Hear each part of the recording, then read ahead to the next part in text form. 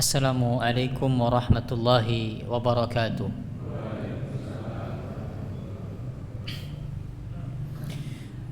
Alhamdulillah, alhamdulillahi rabbil alamin, wa bihi nasta'inu ala umuri dunya waddin. Assalatu wassalamu ala asyrafil anbiya'i wal mursalin, nabiyyina Muhammadin wa ala alihi wa sahbihi ajma'in, wa man tabi'ahum bi ihsanin ila yaumiddin, amma ba'du. Allahumma alimna ma yanfa'una wanfa'na bima 'allamtana wa zidna ilma. Bapak-bapak, ibu-ibu yang kami hormati dan yang semoga senantiasa dirahmati dan diberkahi oleh Allah Subhanahu wa taala. Alhamdulillah, di pertemuan malam hari ini kembali kita bisa berjumpa untuk bersama-sama melanjutkan pelajaran kita membahas fikih muamalah maliyah, muamalah harta. Kita akan melompat cukup jauh, Pak, secara urutan bab. Saya melompat ke bab wakaf karena bab-bab sebelum bab wakaf ini bab yang cukup dalam pembahasannya, cukup butuh pemikiran yang berat, dan saya merasa sebagian jamaah sudah mulai merasa berat dengan pembahasannya. Ya, pertemuan yang sebelumnya sudah cukup berat, maka saya pilihkan bab-bab yang sekiranya banyak bersentuhan dengan keseharian kita saja.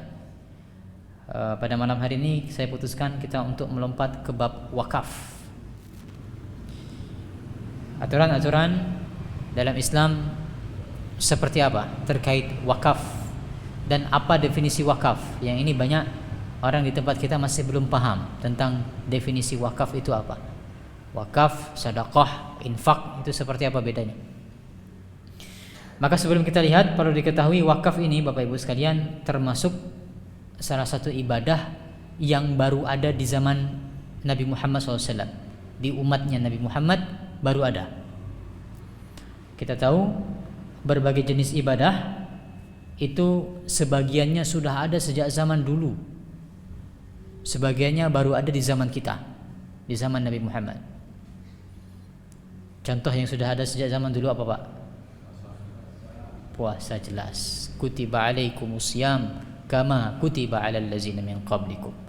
Diwajibkan kepada kalian puasa sebagaimana telah diwajibkan kepada umat-umat sebelum kalian.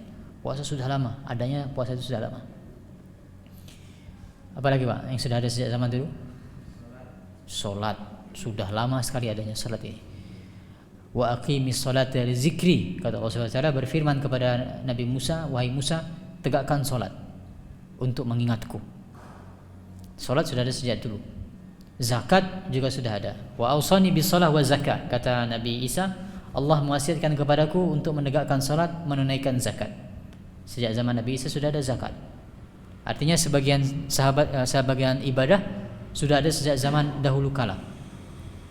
Ada sebagian ibadah yang baru ada di zaman kita, di zaman Nabi Muhammad SAW. Salah satunya adalah wakaf. Menurut penjelasan Imam Syafi'i demikian. Kata Imam Syafi'i, wakaf itu baru ada pada umat Islam, khusus bagi umat Islam zaman sekarang. Contoh lainnya apa, Pak? Ibadah yang baru ada zaman sekarang? Sahur. Zaman dulu orang kalau puasa tidak ada sahurnya. Kesempatan makan itu hanya satu kali. Ya, puasanya model orang dulu, datang waktu maghrib, dia berbuka. Selesai dia berbuka, langsung melanjutkan puasanya. Tidak ada ibadah yang namanya sahur. Makanya Nabi SAW menekankan kepada kita untuk jangan malas-malasan sahur. Ini keutamaan yang Allah berikan kepada kita semua, kemudahan dari Allah. Allah suka kalau para hambanya mengambil kemudahan dari Allah Subhanahu wa taala, keringanan. Sahur baru ada di zaman ini. Apa yang lainnya, Pak? Menurut sebagian ulama, wudu. Kalau wudu ini ada beda pendapat, tapi menurut sebagian ulama wudu itu baru ada di zaman kita. Umat terdahulu mereka sholatnya tanpa berwudu. Ini menurut pendapat sebagian ulama. Nah, wakaf termasuk kekhususan dalam umat Islam, tidak ada pada umat-umat sebelumnya. Kita akan bahas dari sisi fikihnya wakaf seperti apa. Ada dua bab dalam pembahasan ini, ada dua subbab. Yang pertama mengenai makna wakaf dan hukum wakaf. Wakaf secara bahasa berasal dari bahasa Arab yaitu al-waqfu, wakaf. Diserap dalam bahasa Indonesia menjadi wakaf, WAKAF. Asalnya dalam bahasa Arab menggunakan qaf, al-waqfu. Apa definisi wakaf? Menahan barang yang mungkin diambil manfaatnya dengan keberadaannya yang tetap ada, tidak punah atau hilang, demi mendekatkan diri kepada Allah Subhanahu wa taala. Kita baca secara cepat sekali lagi, nanti saya jelaskan. Wakaf menahan barang yang mungkin diambil manfaatnya dengan keberadaannya yang dia tetap ada, tidak mau hilang, dengan niat mendekatkan diri kepada Allah Subhanahu wa taala. Baik, akan kita garis bawahi 4 elemen di sana, Pak. Saya kasih warna yang berbeda. Ini elemen pertama dari wakaf, dia menahan barang. Ini yang pertama, nanti akan saya jelaskan. Yang kedua, diambil manfaatnya. Yang ketiga, dia tetap ada, tidak akan hilang. Yang keempat, mendekatkan diri kepada Allah Subhanahu wa taala. Ini 4 elemen wakaf. Kita lihat satu persatu. Wakaf itu adalah menahan barang, Pak. Apa maksudnya menahan barang? Yaitu sesuatu kalau sudah diwakafkan, dia tidak boleh dijual, tidak boleh diwariskan, tidak boleh dihibahkan. Tidak boleh, pokoknya harus statusnya abadi wakaf. Itu maksudnya menahan barang. Bapak-bapak punya tanah, tanah ini mau saya wakafkan untuk misalnya pembangunan gedung apa misalnya TPA Al-Karim, wakafkan seperti itu. Maka Al-Karim berstatus sebagai nazir wakaf, pengelola wakaf. Maka para takmir tidak punya hak untuk menjual. Pada asalnya, Pak, nanti ada pengecualian. Pada asalnya tidak boleh takmir menjual tanah wakaf tersebut, tidak boleh. Atau diwariskan. Kalau wariskan itu misalnya wakaf untuk keluarga, Pak. Jadi wakaf itu ada 2. Bisa wakaf untuk masyarakat secara umum. Tadi kasusnya kalau orang wakaf, saya wakafkan tanah, dijadikan masjid, jadikan musola, jadikan TPA. Ini wakaf untuk umum, siapapun boleh memanfaatkannya. Ada jenis kedua, wakaf itu wakaf zurri namanya. Wakaf zurri itu wakaf untuk keluarga, anak keturunan boleh, Pak. Wakafnya terbatas, yang memanfaatkan adalah anggota keluarga. Nah, maka kalau orang tua dia mewakafkan hartanya, ketika orang tua ini sudah wafat, maka tidak boleh harta wakaf tersebut diwariskan. Ini pokoknya statusnya selama-lamanya adalah berstatus wakaf. Saya tidak ingat istilahnya kalau orang Jawa itu apa, Pak? Yang rumah diwariskan untuk bersama-sama itu, Pak. Apa istilahnya, Pak? Ada yang paham, Pak? Saya pernah dengar kasus, katanya ada di sebagian tempat orang tua dia semacam punya rumah induk. Nah, maka orang tua tidak mau ini dibagi dengan sistem waris. Ya, sehingga solusinya seperti apa? Solusinya adalah wakaf. Ini diniatkan sebagai wakaf untuk keluarga. Namun kalau sudah diwakafkan, ini tidak boleh dibagi dengan sistem waris. Siapapun anak keturunan dari orang tua yang mewakafkan tersebut, dia punya hak yang sama atas rumah tersebut. Misalnya, tidak boleh juga dihibahkan, tidak boleh dijual, tidak boleh dihibahkan, tidak boleh diwariskan. Maka ini syarat yang pertama wakaf. Wakaf itu bendanya harus tetap ada, ditahan, tidak boleh dijual. Yang kedua,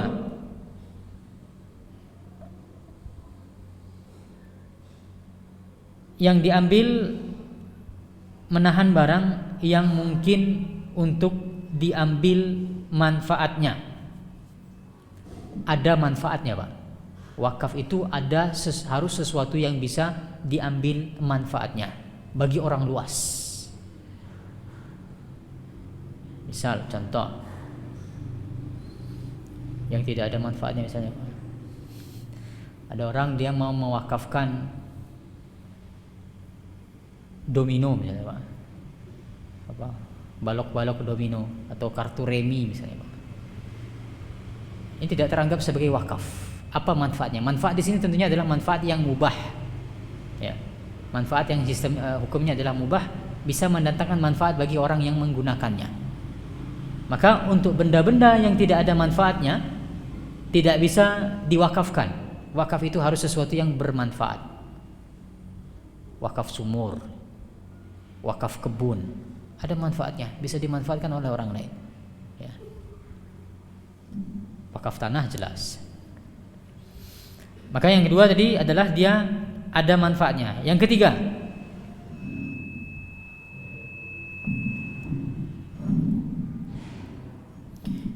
syarat wakaf yang ketiga adalah benda wakaf tersebut harus tetap ada, bukan benda-benda yang sistemnya bisa habis atau bisa punah.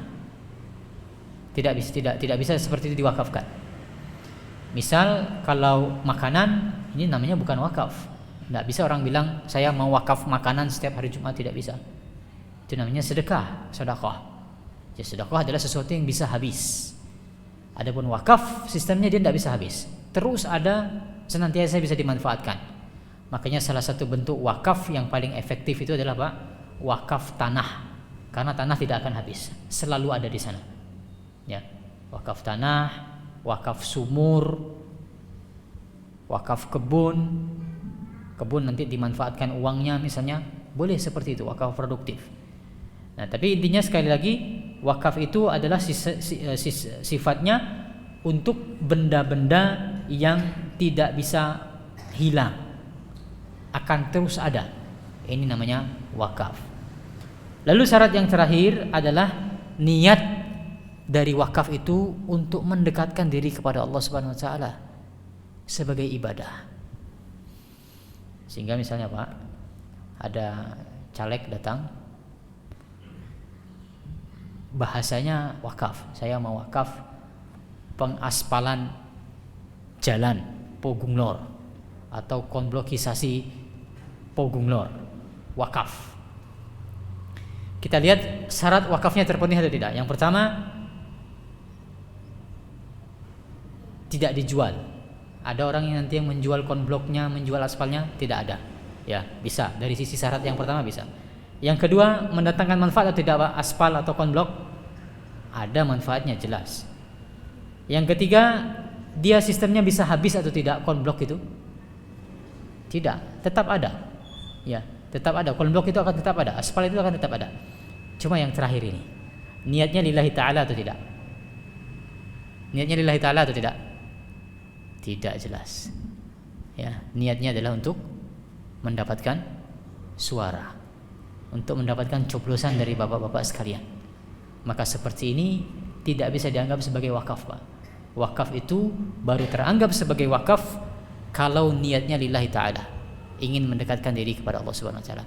Harus terpenuhi 4 elemen ini baru teranggap sebagai wakaf.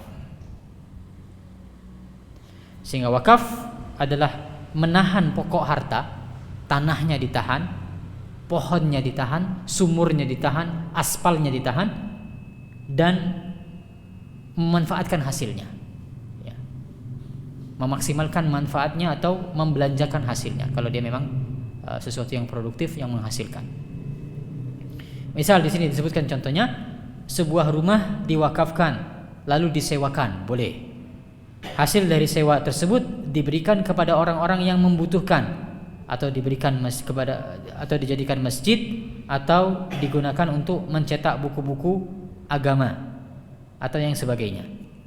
Ya, jadi wakaf itu misalnya punya usaha, ya, Bapak Ibu punya sebuah unit usaha mau diwakafkan. Nah, boleh nanti hasilnya itu dimanfaatkan. Ya, wakaf kebun misalnya. Wakaf kebun kurma, ini orang-orang zaman dulu wakafnya itu kebun kurma. Maka sudah status ini sebagai wakaf, tidak boleh dijual, tidak boleh dipindahkan hak milik, tapi hasilnya boleh dimanfaatkan. Dimanfaatkan dalam artian berapa hasil penjualan panenan kurma, nanti penjualannya itu dimanfaatkan untuk hal-hal bermanfaat yang lainnya. Misalnya untuk membantu orang-orang yang membutuhkan, untuk mencetak buku-buku agama dibagikan gratis dan seterusnya. Nah, maka ini definisi wakaf, Pak. Jadi apa beda wakaf dan hibah, Pak ya? Saya gambarkan. Yang banyak orang kesulitan itu antara wakaf dan hibah. Perbedaannya.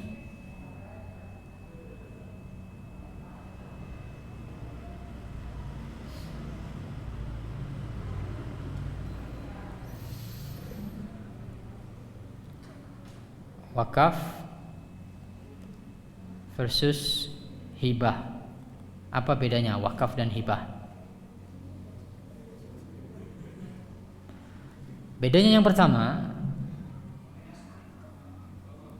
wakaf itu dia namanya akad lazim, Pak. Akad lazim itu cukup dengan akad, dengan pernyataan, cukup dengan perkataan ya. Cukup dengan perkataan. Cukup dengan kalimat. Misalnya Bapak mengatakan, saya punya tanah di Pogung Lor, lokasinya di sini, RT sekian, saya wakafkan kepada Masjid Al-Karim. Dengan perkataan seperti itu sudah sah, Pak. Maka tanah itu sekarang berubah, statusnya sudah menjadi tanah wakaf. Meskipun belum balik nama, belum ngurus ke nazir wakaf, pengelola wakaf, belum ngurus ke notaris dan seterusnya, tapi sudah secara status tanah tersebut berubah menjadi tanah wakaf. Bedanya dengan hibah, hibah itu baru terjadi perpindahan kepemilikan ketika sudah terjadi serah terima. Misalnya Bapak Ibu mengatakan, saya mau menghibahkan tanah saya kepada sepupu saya. Baru kalimat seperti itu, belum ada serah terima, belum balik nama, sertifikat masih dipegang, maka meskipun hanya kalimat, statusnya belum jadi tanah hibah, masih milik Bapak Ibu sekalian. Baru berpindah tanah hibah tersebut ketika memang sudah diserahkan. Ini bedanya wakaf dengan hibah. Ya, ini bedanya yang pertama. Bedanya yang kedua, wakaf tadi saya katakan statusnya abadi sebagai wakaf. Tidak boleh dijual, tidak boleh diwariskan, tidak boleh dipindah milikkan. Adapun hibah dia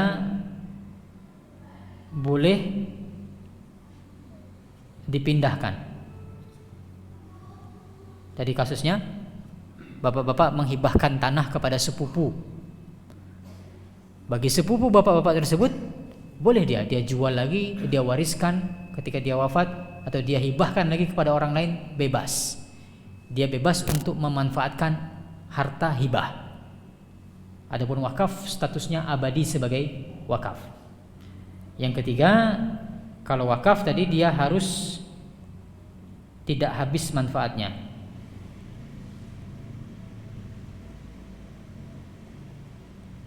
Adapun hibah bisa habis manfaatnya.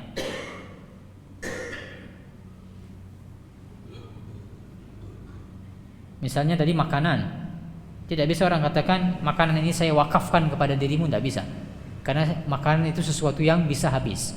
Adapun hibah bisa, saya hibahkan makanan ini sejumlah ini kepada panti asuhan misalnya, seperti itu bisa. Maka ini sedikit terlebih dahulu mengenai definisi wakaf. Mudah-mudahan bisa dipahami. Ada pertanyaan terlebih dahulu Bapak Ibu sekalian terkait definisi dulu. Apakah seluruh harta boleh diwakafkan sehingga tidak ada warisan untuk anak-anaknya? Apakah seluruh harta boleh diwakafkan sehingga tidak ada warisan untuk anak-anaknya? Wallahu a'lam. Kalau ditanya boleh atau tidaknya, jawabannya boleh. Jawabannya boleh. Namun apakah ini sesuatu yang baik, terpuji? Jawabannya tidak terpuji, Pak. Nabi SAW bersabda kepada Sa'ad bin Abi Waqqas, engkau meninggalkan anak keturunanmu dalam keadaan berkecukupan, itu lebih baik. Ya, jadi kita diperintahkan untuk memikirkan anak keturunan kita, Pak. Jangan sampai nanti kita meninggal, ahli waris kita itu menjadi beban bagi orang lain, tidak berkecukupan. Kecuali kalau bapak punya anak, punya keturunan ahli waris semuanya sudah berkecukupan, punya anak-anak sudah kaya-kaya semua, istri juga sudah punya harta sendiri, mau diwakafkan seluruh hartanya, silahkan, tidak ada larangan. Yang tidak boleh seluruhnya itu adalah wasiat, Pak. Wasiat yang tidak boleh. Wasiat itu kan bedanya dengan wakaf. Kalau wakaf itu dia tidak boleh ditunda, Pak, ya. Wakaf itu bapak berwakaf harus sekarang, ya. Kalau wasiat itu, kalau saya mati nanti tanah saya ini dibeginikan, mobil saya ini dibeginikan, itu namanya wasiat. Menunggu mati terlebih dahulu, menunggu meninggal. Nah, kalau wasiat maksimalnya hanya boleh sepertiga total harta, itu yang boleh kita wasiatkan. Adapun wakaf tidak bisa saya wakafkan setelah saya meninggal, ini namanya wasiat. Kalau wakaf harus ketika itu juga, kalau mau diwakafkan seluruhnya boleh. Wallahu a'lam.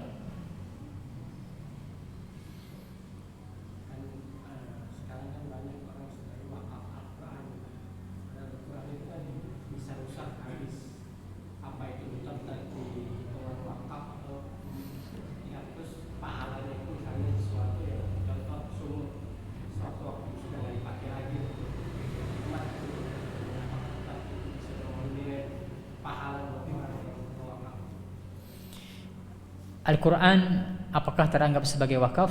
Jawabannya teranggap sebagai wakaf. Ya, jadi dia habisnya itu bukan sesuatu yang bisa habis, kan? Saya katakan wakaf itu bukan sesuatu yang bisa habis karena dimanfaatkan.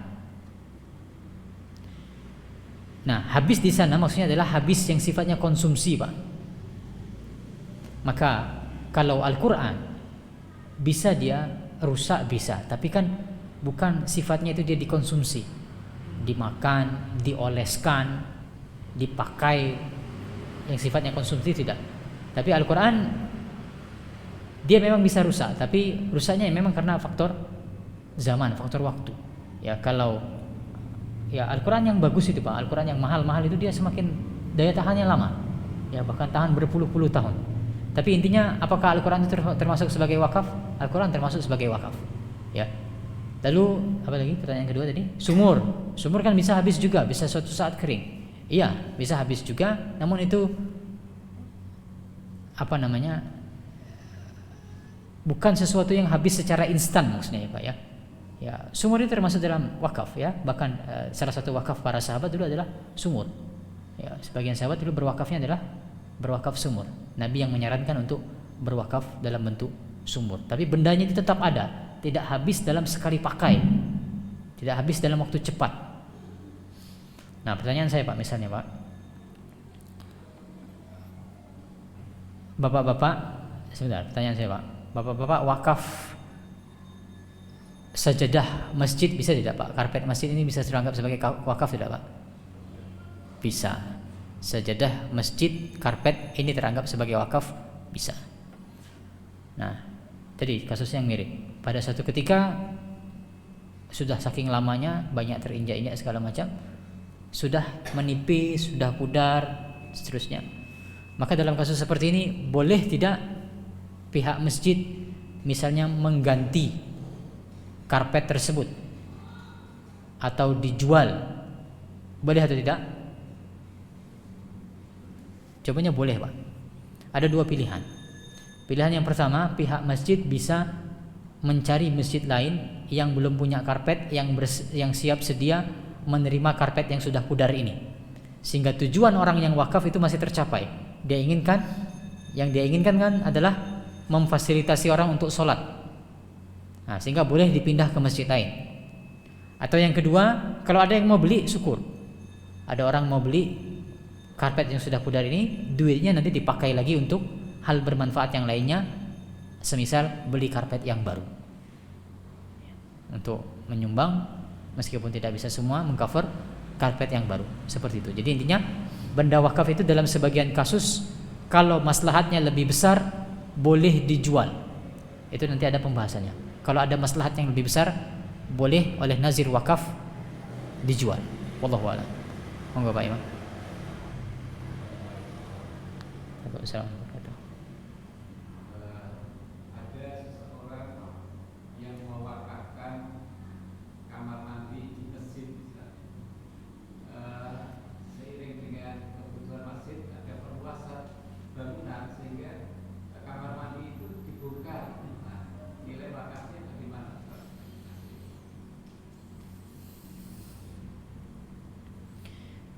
Orang wakaf kamar mandi sehingga suatu saat ada kebutuhan diperluas misalnya, lalu kamar mandi tersebut dibongkar. Dia wakafnya hanya wakaf pembangunannya ya Pak ya, bukan wakaf tanahnya misalnya Pak ya. Wallahu a'lam Pak, saya tidak tahu. Maksudnya yang jelas selama wakaf dia dimanfaatkan, dia tetap mendapatkan pahala. Lalu pahala dia kemudian dialihkan seperti apa setelah kamar mandi itu dibongkar, saya tidak tahu apakah pahalanya berhenti ataukah ada alternatif yang lainnya dia mendapatkan pahala yang lainnya. Saya tidak tahu. Wallahu a'lam. Saya tidak tahu.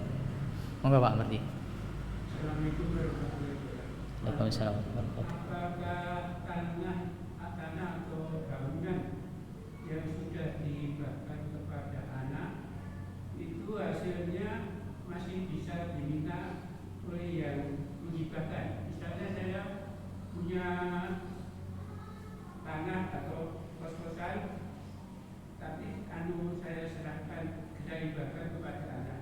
Tapi apakah saya masih boleh untuk minta hasil dari kos-kosannya itu? Baik. Jadi intinya adalah berarti hibah bersyarat ya Pak. Ini saya hibahkan selama misalnya mohon maaf seperti bersyarat, hibah bersyarat, ini saya hibahkan namun ada syarat. Syaratnya selama saya hidup uang sewanya saya yang ambil, seperti itu misalnya Pak. Ya, maka seperti ini boleh ya. Hibah bersyarat boleh.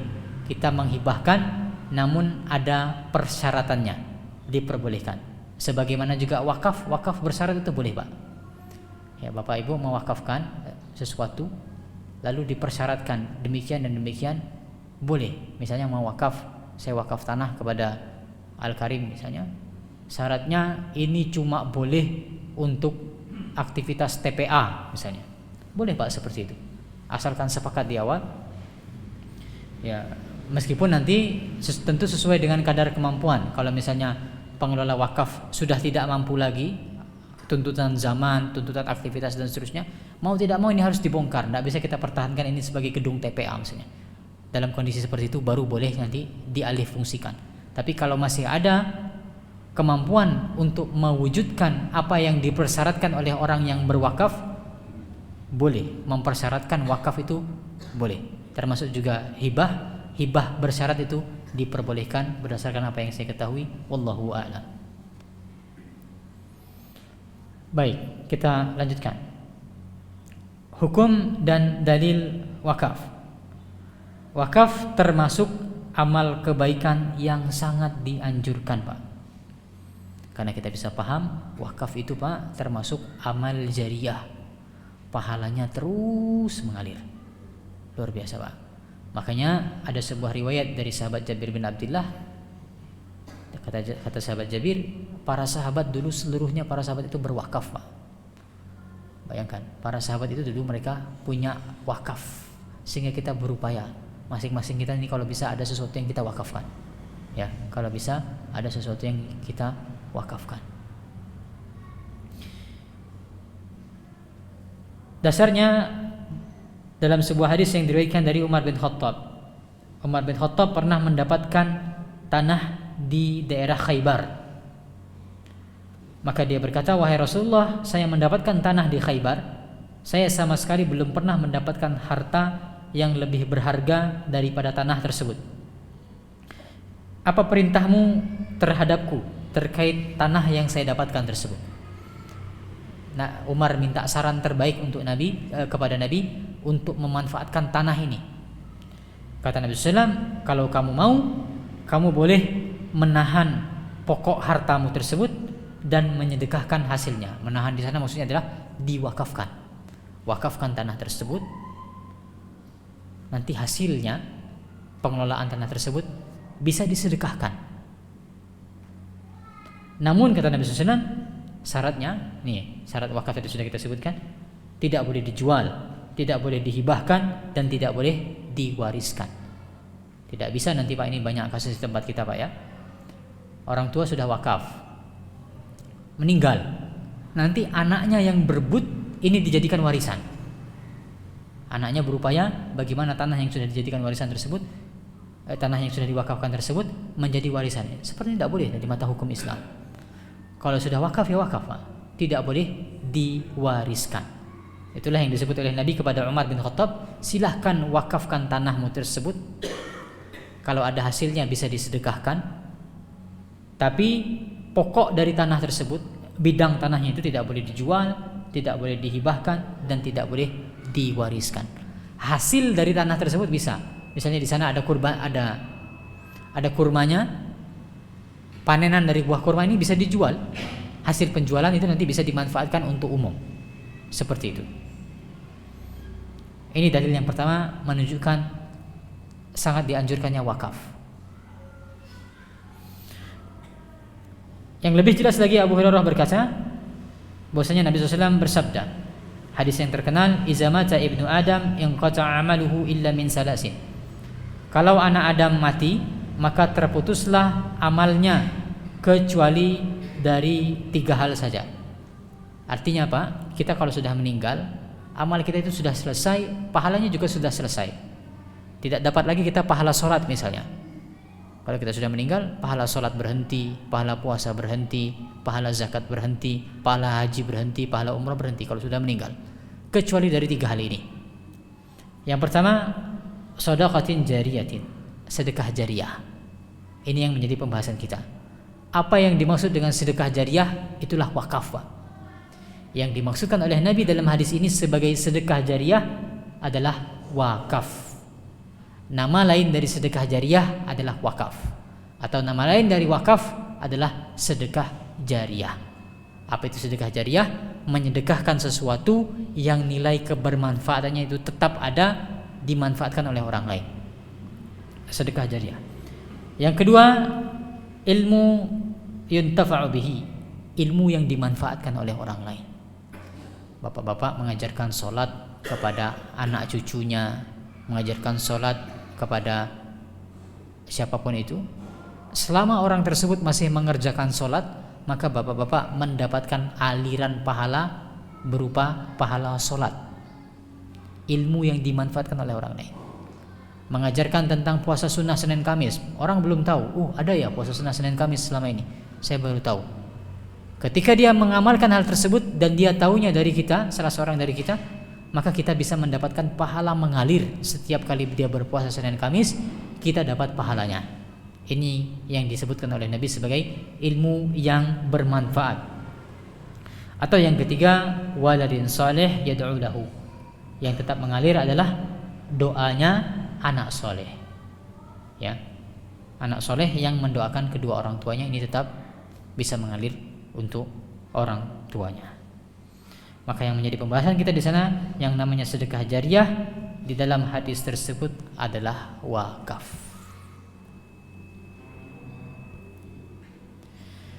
Baik, kita lanjutkan sekarang hukum-hukum yang berkaitan dengan wakaf. Yang pertama, pihak pewakaf adalah orang yang sah untuk bertindak pada harta bendanya. Dia berakal, dewasa, merdeka, dan bertindak lurus.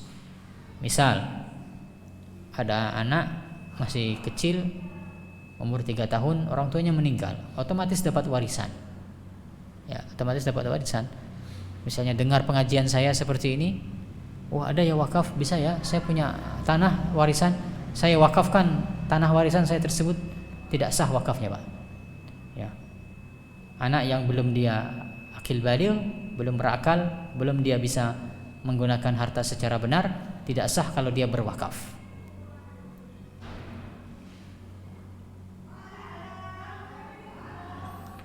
Kita lompati saja syarat-syaratnya, kita baca yang lainnya.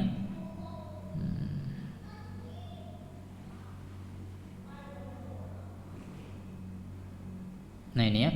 Jadi, hendaklah harta wakaf diperuntukkan bagi jalan kebaikan dan sesuatu yang ma'ruf, seperti masjid ditujukan untuk orang-orang miskin, buku-buku dan seterusnya.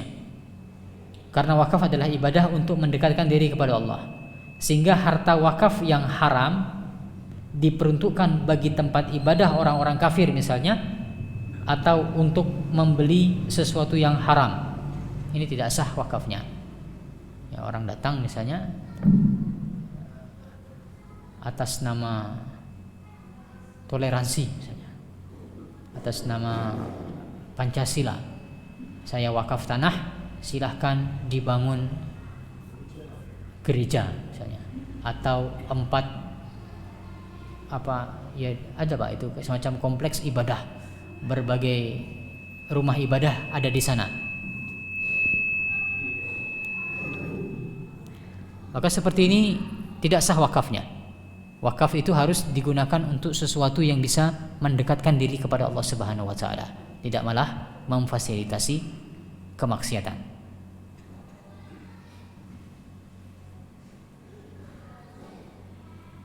Nah, ini yang tadi kita bahas. Bila manfaat harta wakaf terhenti dan tidak lagi bisa diambil manfaatnya, maka harta tersebut boleh dijual dan harganya untuk membeli barang yang semisal dengan barang tersebut. Tadi misalnya wakaf berupa karpet masjid, pada suatu saat sudah pudar. Kalau masih ada orang yang mau beli, dijual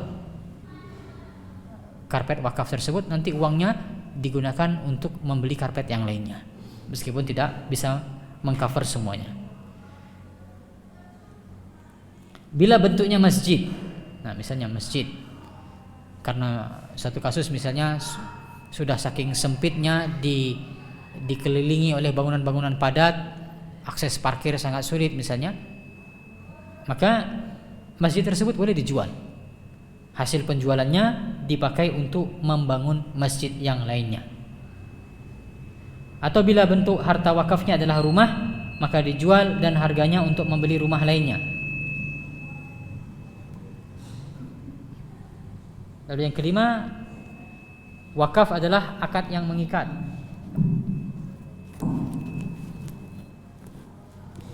Wakaf adalah akad yang mengikat, sudah sah dengan sekedar kata-kata dan tidak boleh membatalkan dan menjualnya, Pak. Ini Pak ya, kalau mau wakaf betul-betul dipikirkan, Pak.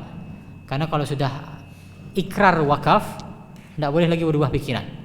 Itu sudah abadi menjadi tanah wakaf. Tidak boleh ditarik. Ya, wakafnya tidak boleh ditarik. Kemudian yang penting juga dalam hal ini adalah syarat nomor 7. Wakaf harus langsung ditunaikan. Harus langsung ditunaikan. Tidak ada ceritanya wakaf itu nanti kalau saya sudah demikian-demikian, termasuk juga kalau saya sudah mati. Ya, kalau sudah mati itu, ini pembahasannya bukan wakaf lagi, berarti wasiat. Ini sudah termasuk wasiat. Ya, misalnya wakaf bersyarat misalnya. Kalau paslon 01 menang, nanti saya wakafkan tanah saya. Maka hal seperti ini wallahu alam tidak sah wakafnya, Pak. Wakaf itu adalah sesuatu yang harus bisa ditunaikan langsung ketika itu juga. Tidak boleh dia menunggu syarat-syarat tertentu untuk terpenuhi. Lalu yang terakhir, yaitu wajib mengikuti syarat pemberi wakaf selama tidak menyelisih syariat. Orang yang berwakaf boleh dia mensyaratkan syarat-syarat tertentu. Saya wakaf syaratnya demikian dan demikian, boleh, selama tidak ada aturan syariat yang dia langgar. Ya, selama syaratnya tersebut bukan sesuatu yang sifatnya haram. Wallahu a'lam. Ini saja yang bisa saya sampaikan terkait wakaf. Mudah-mudahan memberikan pemahaman terkait wakaf. Lebih kurangnya mohon maaf. Wassallallahu ala nabiyina Muhammad wa ala alihi washabbihi wasallam. Subhanakallahumma wa bihamdika asyhadu an la ilaha illa anta Astaghfiruka wa atubu ilaik. Assalamualaikum warahmatullahi wabarakatuh.